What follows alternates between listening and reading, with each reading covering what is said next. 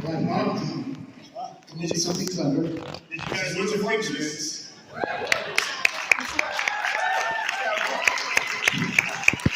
Listen, I was super excited, right? Super excited. All right, so who wants to start first? I'm Matt. So Tana. Accurate. Actually, Oh, I couldn't tell.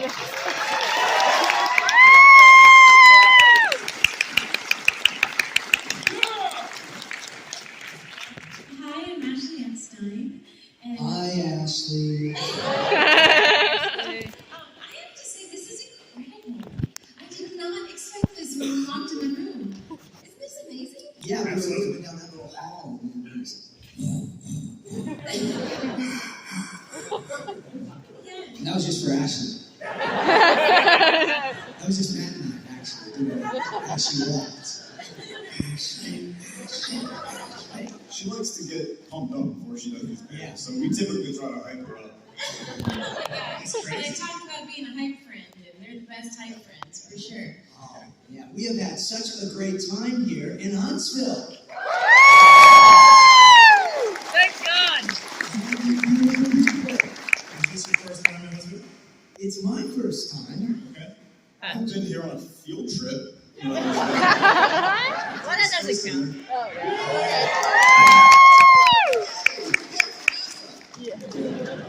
I really want to go back, and you had a chance to go, right? I did. I went to the Space and Rocket Center. It was amazing. Is Penny and Aspen in here?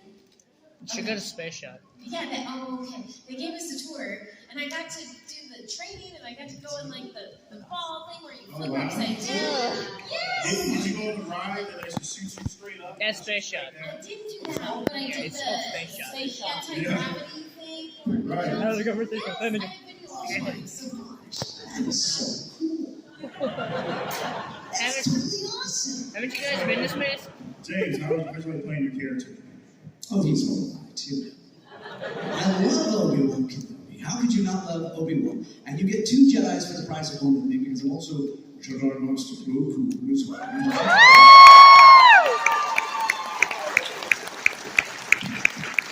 Great stuff. Great stuff. And to work with these 2 amazing people is a dream, and then to get to do all these shows that we're doing together. We're doing like 20 cons this year together. 20? Yeah. That's a lot. Wow. He seems surprised. Why is We that? really like each other. It's not an act. Good time weekends. Ashley, what about you? How'd you like playing this? Well, playing Ahsoka, it's really been a dream come true, and it's changed my life. I originally went in and auditioned for Padme. We have a beautiful Padme up here in the front row. And Ahsoka was... Looks like an angel.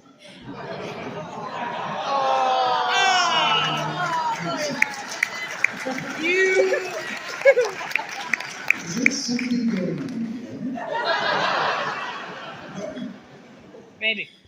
But yeah, so I went in thinking I was auditioning for Padme, and next thing I knew, they said I sounded too young to be Padme, but that I might be right for this brand new character that no one knew about when she was a 14-year-old girl.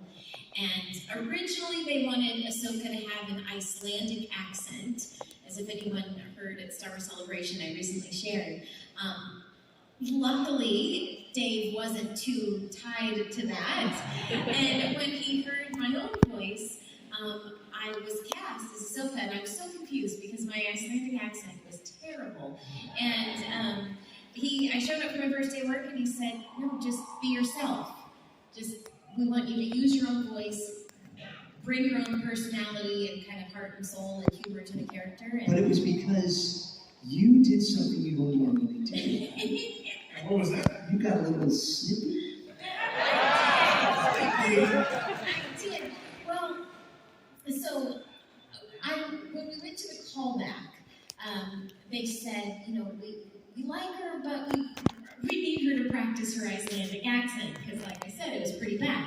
So I hired a dialect coach, and I thought that I had mastered Icelandic. Like, I went and studied for hours upon hours, and so I was pretty confident going into this callback. I'm like, I got this.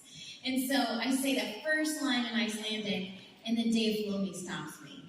And he's like, no, you should say it. No, Ashley, wait. No, that's could you do a little more Icelandic? Is that the voice? Yeah, it's kind of his voice. It sounds exactly like you. So I did what I would normally never do, and I raised my hand, and I spoke back to the director, and I said, I'm sorry, I am doing Icelandic. I don't know what you want. And that got me the part. I'm surprised you didn't get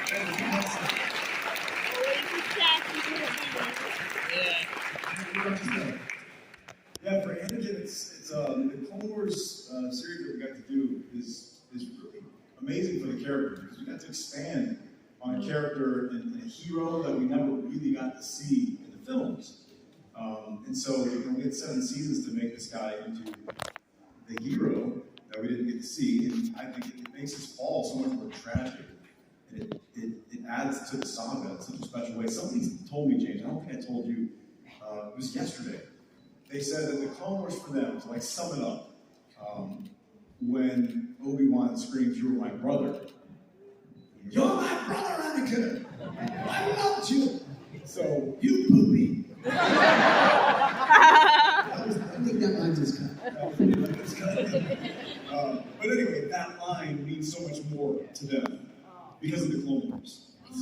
And so that's what I feel like that's what the Clone Wars does for Anakin. And I think it's amazing to have this wealth of character development for this guy that we kind of thought we knew, but we know him a lot better. It's in the way that Matt plays him, though, isn't it? It's what he brings to the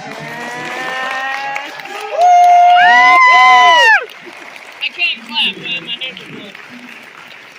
So now, okay, so I was asking.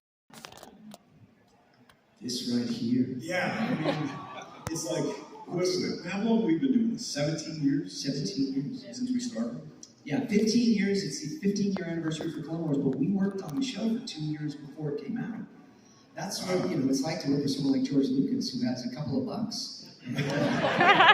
Could make a show the way that he wanted it before he actually even sold it. And so, what an honor that we got. And Ashley and I got to host this amazing event called Star Wars Weekends many times at Disney World. Anybody ever go to Star Wars Weekends? I want to. I'm broke. And then Matt would come along, and we just had so much fun. So it really is this getting to be with all of you and say thank you for bringing Clone Wars back as well. Hashtag Clone Wars. Yeah.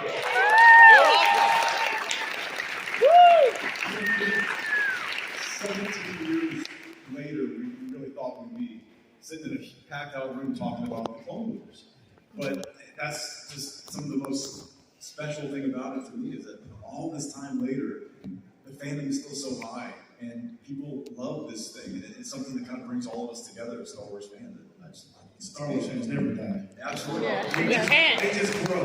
We refuse. They just grow. And here's the thing, we're just as big of fans as you. So we just feel like we're all one family, and we look forward to coming and talking about Star Wars and celebrating Star Wars with all of you. So, so thank you for everything that you've given us, because we're just as big of fans. That's awesome. All right, speaking about fans, you guys ready to ask some questions? Yeah. Okay, so, where's that microphone? Oh, he has it. He's wireless. Woo. Hey, man, you have some water? Because you can run, okay? Just put it out for you, all right? How about not? So, did you guys do hands last time? I'm sorry? You guys did hands, or you just took the mic? So, You tell me where. okay, so just raise your hands and I'll send them to you. Wow. Okay. I will let you go start in the first. back, come We'll on to go the back. right, stuff like that. You guys cool with that? Should we do a So, line Why down? don't we do a line? Yeah. Why don't y'all line up in the middle, and then we can make sure we, Yeah, figure you out want the to, chance. that's all right. She, Padme, I have tilt the to mic side. now.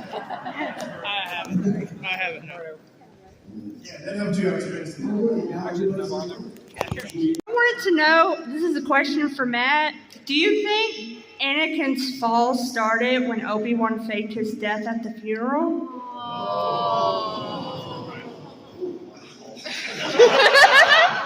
That's a deep cut. Yes, I think so. I think the real answer is Anakin Paul. Oh. I think Anakin's Paul started early in his life. But do you think that made it go progressively faster after he thought he lost his master? I think it really added to it. Sad. I blame Sad.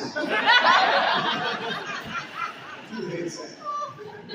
And I was wondering, was Mortis also one of your favorite arcs to do? Because I think that was my favorite arc in all of the Clone Wars.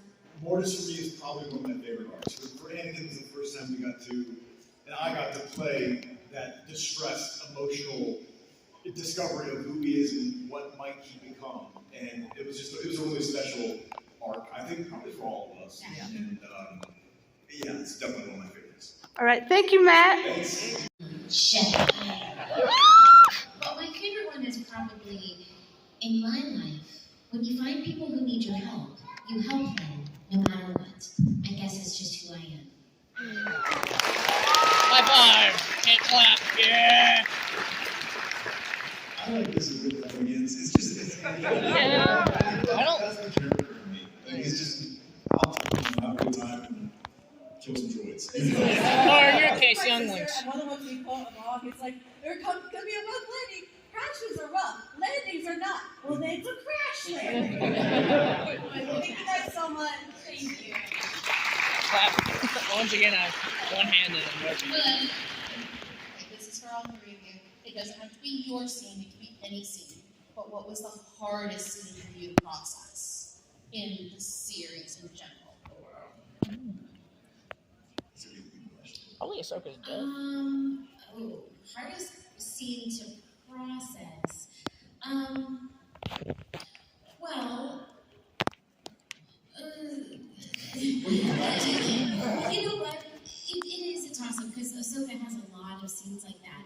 I think the hardest thing was Siege of Mandalore, all the scenes with Maul. I actually wanted to be a bit more emotional and have a bit more anger, and Dave pulled me back a little bit, and in seeing it was perfect because she was more experienced. She had left the Jedi Order at that point. She had more confidence, but she was also so resolute because she was, never going to go against Anakin.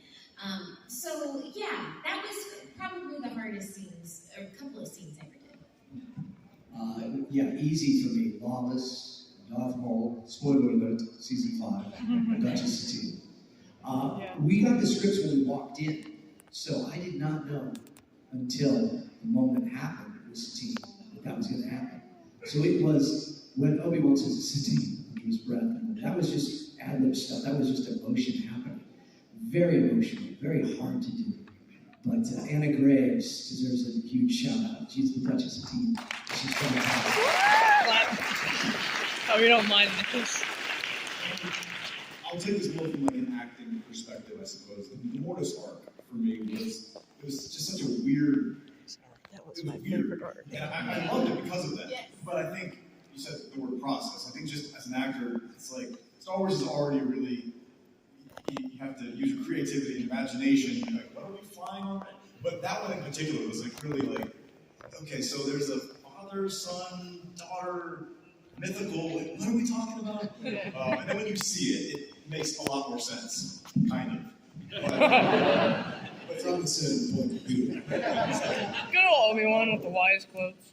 Thank you so much for coming to Huntsville. We love you. Do you mind clapping? I'll keep conversations private because that's what I should do. But yeah, I was actually recast. I don't know if a lot of people know. I was recast. There was another actor that played Anakin for the first 3 or 4 episodes. They recast me and put my voice on top of kind of his vocal performance. So actually the movie is sort of like half my performance, my voice trying to do his performance. But anyways, I was cast, and they had already been hard at work for quite a while. And after I was cast, weeks later, I was at the Skywalker Ranch, and with Dave going over the episodes and talking to George. Took me in George's office, and the first thing he said is, "Oh, Anakin." So that's pretty cool to be called Anakin. And then, yeah, we just kind of sat and had a little conversation about this Anakin and how we wanted to see him and kind of where he was going. So, yeah, it was special.